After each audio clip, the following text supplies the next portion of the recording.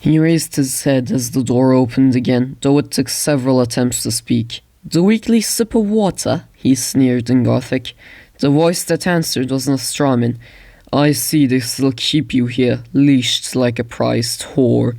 Ruven gave a growl of guarded surprise. "Come to mock me a second time, brother?" Talos crouched by the captive in a purr of active armor. "Not quite. I have spoken of your fate with the Corsairs. They mean to execute you soon, for they can tear nothing more from your mind." Ruven breathed out slowly.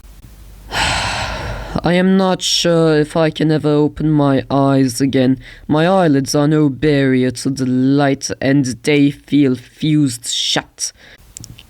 He strained against the chains, but it was a weak, irritated gesture. "Do not let them kill me, Talos. I would rather die by a legion blade." "I owe you nothing." Ruven smiled, cracked by lips peeling back from aching teeth. "Aye, that's fair enough. So why did you come?" "I wanted to know something before you died, Ruven. What did you gain from the first betrayal? Why did you turn from the 8th Legion and wear the colors of Horus's sons?" "We are all Horus's sons. We all carry his legacy with us." Ruven couldn't help the edge of passion creeping into his tone. "Abaddon is the bane of the Imperium, brother. He is the name whispered by 1,000,000,000,000 frightened souls. Have you heard the legends? The Imperium even believes him to be Horus' cloned son, and he bears that legend for a reason. The Imperium will fall. Perhaps not this century, and perhaps not the next, but it will fall, and Abaddon will be there, boot on the throat of the Emperor's bloodless corpse. Abaddon will be there the night that the Astronomicon dies and the Imperium at last falls dark. You still believe we can win this war?" Talos hesitated, for this was something he had simply never expected. "If Horus failed, what chance does his son have?" "Every chance, for no matter what you or I might say, it's a destiny written in the stars themselves. How much larger are the forces in the eye now than those that first fled after the failed siege of Terra? How many billions of men, how many countless thousands of ships have rallied to the War Master's banner in 10 millennia? Abaddon might eclipse anything Horus ever commanded. You know that as well as I. If we could refrain from butchering one another for long enough, we'd already be pissing on the Imperium's bones." "Even the primarchs failed." Talos couldn't give ground. "Terra burned, but rose again. They failed, brother." Ruven turned his face to the prophet, swallowing to ease the pain of speaking. "That is why you remain blind to our destiny, Talos. You still idolize them. Why?" "They were the best of us." It was clear from the prophet's voice. Ruven knew he had never even considered the question before. "No, there speaks the voice of worship, brother.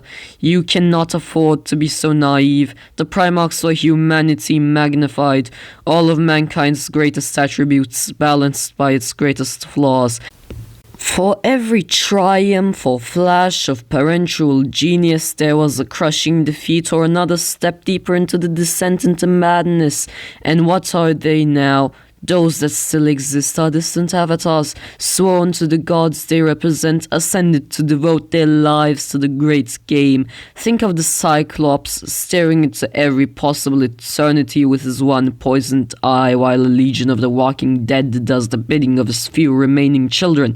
Think of Fulgrim, so enraptured by the glory of chaos he remains blind to his own legions shattering millennia ago. Think of our own father, who ended his life as a conflicted madman, dedicated one moment to teaching the Emperor some grand idealistic lesson, and devoted the next moment to doing nothing but eating the heart of any slave within reach, while he sat in the screaming gallery, laughing and listening to the wails of the damned." "You are not answering my question, Ruven." He swallowed again. I am Talos. I am. The 8th Legion is a weak, unbalanced thing. A broken coalition devoted to its own sadistic pleasure. No greater goals beyond slaughter. No higher ambitions beyond surviving and slaughtering. That is no secret. I am no longer a Night Lord, but I am still Nostramin. Do you think I enjoyed kneeling before Abaddon? Do you think I relished that the War Master rose from another legion instead of my own? I loathed Abaddon, yet I respected him, for he will do what no other can. The gods have marked him, chosen him to remain in the material realm and do what the primarchs never could. Ruven took a shivering breath, visibly weakening as he finished. You asked why I joined the spoiler, and the answer is in the fate of the primarchs. They were never intended to be the inheritors of this empire. Their fates were sealed with their births, let alone their ascensions. They are echoes, almost gone from the galaxy, engaged in the great game of chaos far from mortal eyes.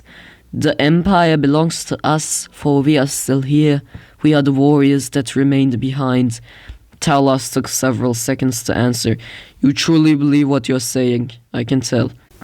Ruven gave a defeated laugh. Everyone believes it's Talos, because it is the truth. I left the Legion because I rejected the aimless butchery and naive, worthless hope of simply surviving this war. Survival wasn't enough for me. I wanted to win.